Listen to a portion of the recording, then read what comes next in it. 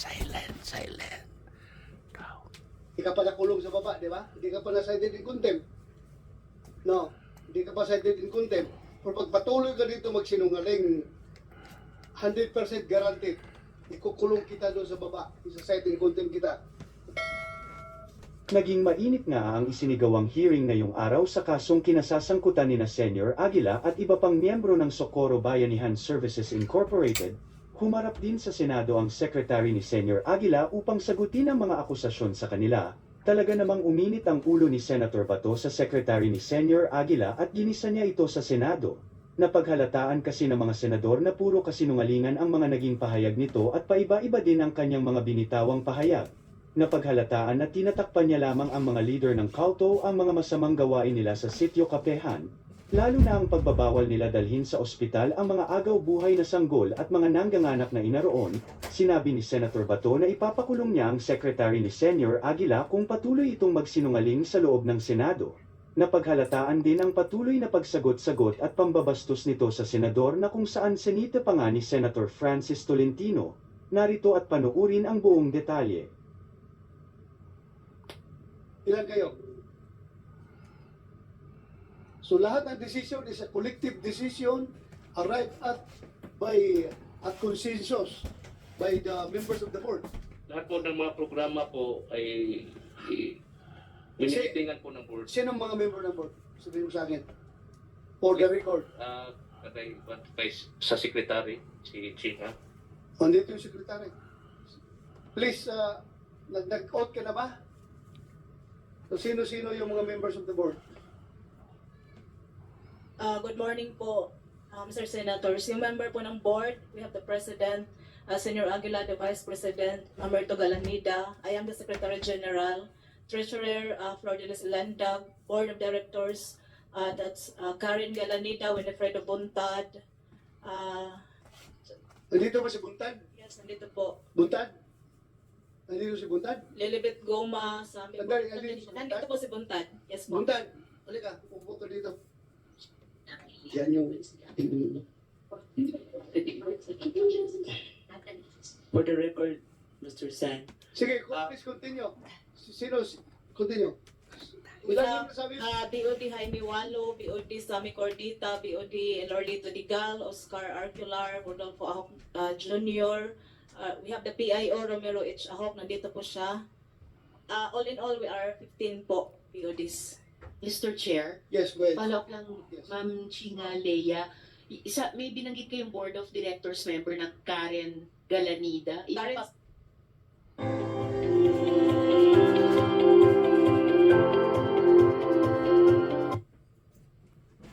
So, lahat ng decision, policy-wise, ng SBSI ay dinesisyon na ng members of the board.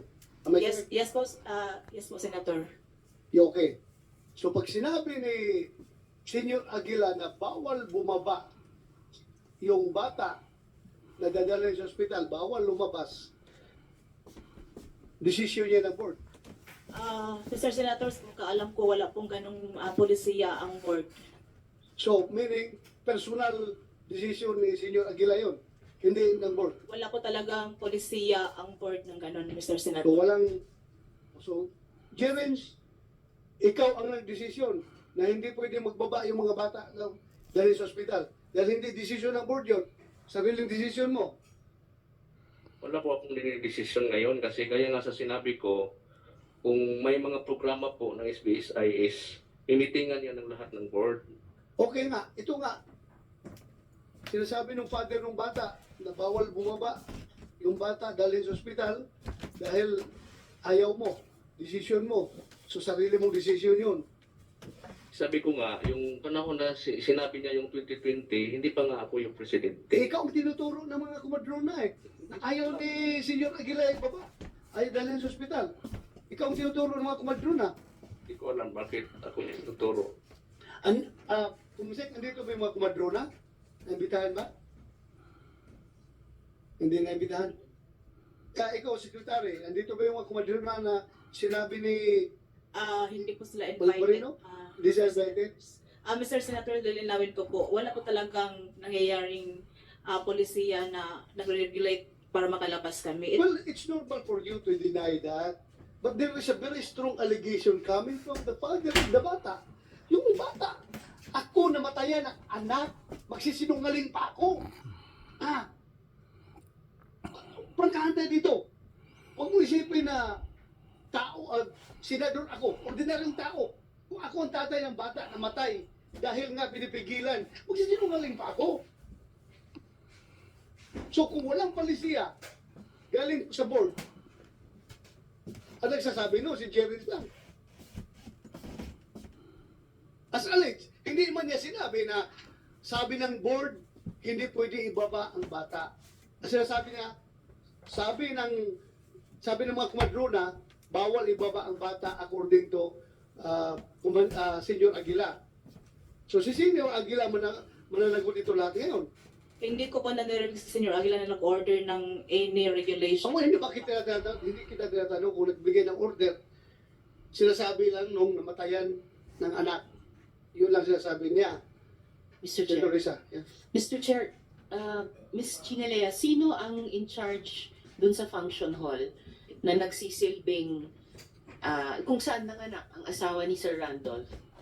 Madam Senator, yung function hall po ay isang hotel accommodation ng SBS. Hotel po, Yes hindi po, hospital. it was designed for accommodation facilities. So, paano nangyari na dun nanganganak ang mga buntis na babae ng kapihan? Paano nangyari na dun sa function hall na hotel, dun may namatay na bata, nabalitaan ni na Sir Randolph? Paano nangyari na dun sa hotel, dun pumunta yung asawa ni Sir Randolph para manganak? At paano nangyari na dun sa hotel, kailangan nilang umuwi na dahil may mga nakapila pang manganganak doon? Hindi ko po talaga alam ang mga ganong allegations, Madam Senator. Ma'am, di ba kayo yung SecGen? Sino pong nakakaalam sa nangyayari sa mga nanganganak na babae ng kapihan na dun sa function hall nanganganak? Ma'am, it was not part of my function po as Secretary. Kanino pong function ito? Hindi ko po alam, ma'am.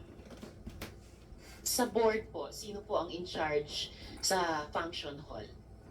Wala pong ganong designation for my... Sino po nag-appoint ng mga kumatrona na nagpapanganak sa mga babae doon? Hindi ko po rin alam yun, ma'am. Sino pong nakakaalam kung sino nag-appoint ng kumadrona? I don't know, ma'am. I don't know. Mr. Chair, medyo imposible na mayroong ganong ka-importante at basic na institusyon, paanakan, na walang nakakaalam kung sino nag-appoint ng mga kumadrona na siyang nagsabi sa amang ito na pinagbabawal ni Senyor Aguila bumaba yung mga baby na nanganganib. Kaya nga, Chingalia Yamson, you are the secretary. Ibig mong sabihin, bigla na lang pupunta doon sa paanakan yung mga kumadrona na yon without anybody's order or anybody's request or anybody's appointment or what? Ang nangyayari po kasi, Senator, isa po kaming buong we have a bigger community, yung kapihan. May mga nabuntis, tapos ang layo ng hospital po sa kapihan. So may mga instances, may mga, sinasabi na po may mga kumadrona kasi mga BHW sila sa lungsod pa. So siguro, pag nanganak sila, in times of emergency, sila po yung kinatatawag. Ganun na lang. Senator kasi, kahit sa amin, sa nanay ko, na-practice na po kasi yun na pag nanganganak ka tapos malayo ka sa lugar, natural you have to call help sa mga may mga experience ko na But you mababaanak. are an organized people's organization. Di ba? Organized kayo masyado eh. Ibig sabihin na lang, free for all na lang, kung sino-sino na lang. Pero pag pababa, binabawalan ninyo. Kung may papasok, binabawalan ninyo. Pero ngayon, yung responsibilidad sa pag-maintain ng hospital na ginagawa ninyo, wala kayong matuturong responsibilidad kung sino ang dapat mananagot yan. Senator, wala naman po talagang hospital doon. Kung hindi hospital, yung paanakan. I don't mean hospital. I mean, yung paanakan, kung saan pinapaanak ng mga bata. Wala talaga. Wala pong nangyayaring ganun, Senator. Ano walang nangyayari? Walang nanganganak doon? No, may nanganganak po. Pero ang sinasabi ko po, in times of emergencies, kasi ang layo ng lugar. Hindi nga, ang tanong nga ni Senator Risa, kung sinong namamahala, sinong in charge doon. Hindi ko po talaga alam, Senator. Ay nakso, anong klaseng sekretary ka? Meron ka nga listahan sa akin ng mga patay. Yes po, binibigay po I was asked by the NBI to furnish us a copy of that. Pero yung nabigay ko po sa inyo ay, di ba mga 30 deaths na po yun? Because I was cooperating with you. You have to cooperate. Dito sa hearing nito, mag-cooperate ka rin kung sino ang dapat mananagot Hindi ko dyan. talaga masagot yan, Senator. I'm so sorry po. Wala talaga pong alam. Wala, hindi kita pipilitin, pero hindi ako naniniwala sa'yo. Hindi kita pinipilit, pero hindi ako naniniwala sa'yo. Go ahead, Senator Risa. Saka Mr. Chair, yung sinabi po ninyo Ma'am Chingalea na 30 lang yon sa listahan. Aba, kung ikumpara natin sa infant mortality rate ng buong Pilipinas, 2.42 infant deaths per 1,000 per 1,000 live births. Baka mataas po ang 30 at hindi po 30 lang. And follow up po, ma'am. Sabi nyo, yung mga kumadronang yon ay mga BHW? Kino-confirm nyo ba, mga BHW? Yung, di ko nahuli eksakto yung mga pangalan nung sinabi ni Sir Rando, pero Hogar, may Virginia yata, may Jonah or Jora, apelyido Mesias, pero baka mali yung pagdinig ko at may isa pang pangalan. Yung apat ba na kumadronang iyon, ito pala, tatlo nga. Jela Hogar, Virginia Mesias, at Jonah Ramirez. So itong tatlong kumadrona na nag-attend sa asawa ni Sir Randolph, sa mama nung baby na namatay, sinasabi nyo ba sila ay mga BHW? Ang sa pagkakaalam po, yung si Mesias at si Hugar po ay BHW. Hindi ko po alam si Jonah Ramirez po, ma'am. Okay, so alam nyo na si Jela Hogar at si Virginia Mesias ay mga BHW. Hindi nyo sigurado yung Jonah Ramirez. So may alam kayo dun sa paanakan. Kasi alam nyo yung status nitong dalawa sa tatlong kumadrona na BHW pala sila. Kasi nakasama ko sila. Sa lungsod pa yung knowledge ko na BHW na po sila, ma'am. Okay, pero alam ninyo na bilang BHW, nagsisilbi silang kumadrona dun sa paanakan, tama? Hindi, siguro sila yung tinatawag pag may mga Siguro anak. sila. Kanina. Ay, ako, Siguro, Mr. Mr. Chair, Risa. siguradong sinabi kanina eh. Singa, Lea, Jamson, hindi ka pa nakulong sa baba, di ba? Hindi ka pa na-cited in contempt. No, hindi ka pa cited in contempt. Pero pag patuloy ka dito magsinungaling, 100% guaranteed, ikukulong kita doon sa baba, isa-cite in contempt kita, kung patuloy ka magsisinungaling dyan. Very clear. Na nandun ako, sabi mo pa nga sa akin, nung binisita ko kayo doon, sabi mo pa nga sa akin, na meron kami mga narcissist dito, sir. Di ba? Sabi mo may narcissist. Alam mo, Oplo ngayon, hindi mo alam kung sinong nagmamanis doon sa paanakan na yun. Sir, wala po talagang nagmamanage. Ang nangyayari kasi nga practice doon, kasi we know na may mga nurses as BHW. For example, ako, pag nag-need ako ng help, nilalagnat ako, I need to consult with the nurses. Ganun po kasi community na. Earn twice the points on Air Canada purchases with the TD Airplane Visa Business Card.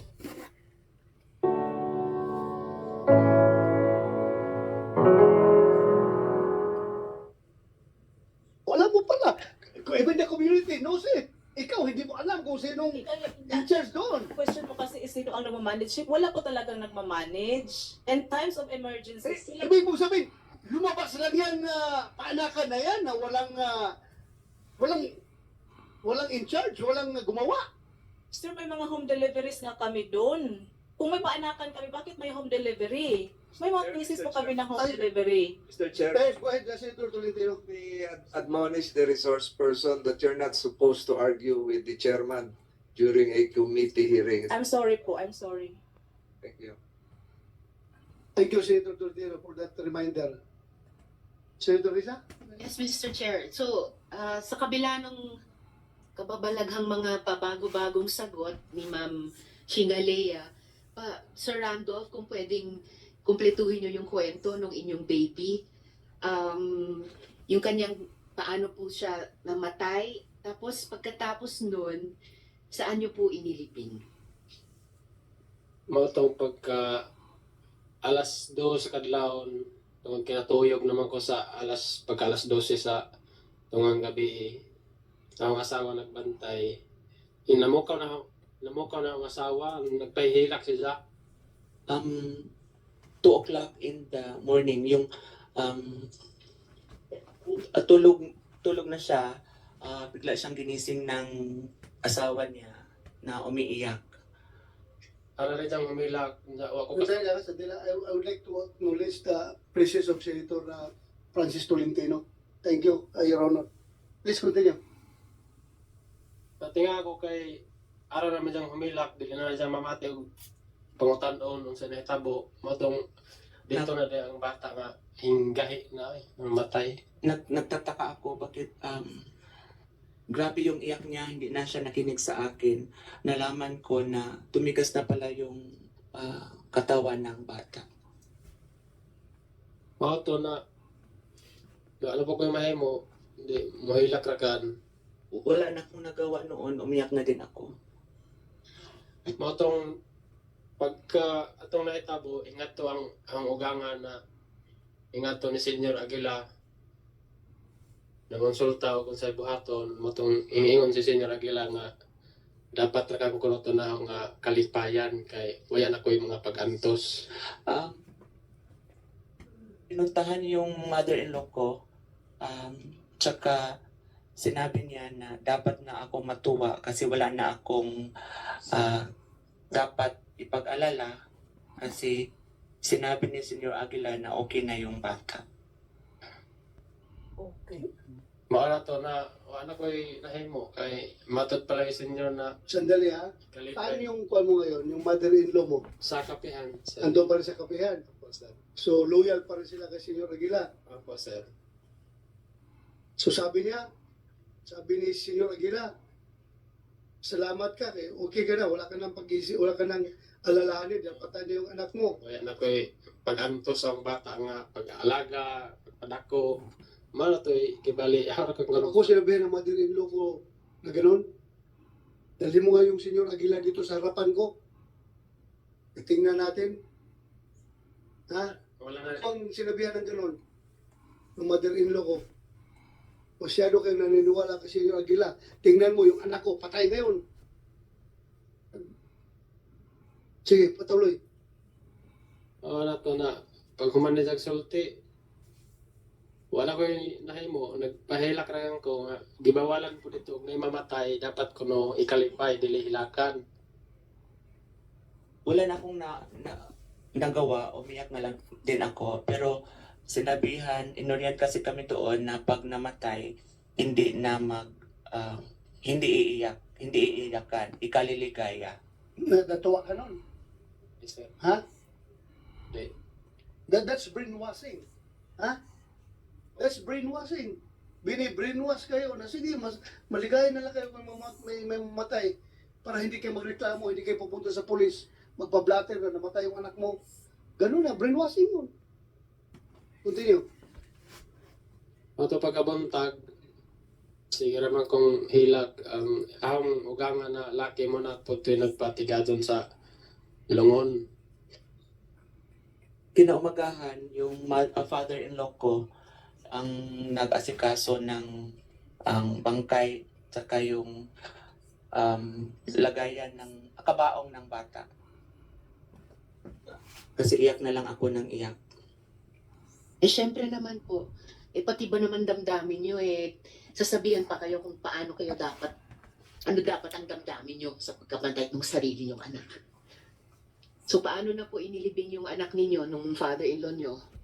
Atong gusto ko na ang bata para panahon nga na ay madagkutan o maduaw na ako kayo mo ano pansyon siminto. Gusto ko sana na yung bata, merong libingan ng bata para sementado para pag dating ng meron kaming matirikan ng kandila lang.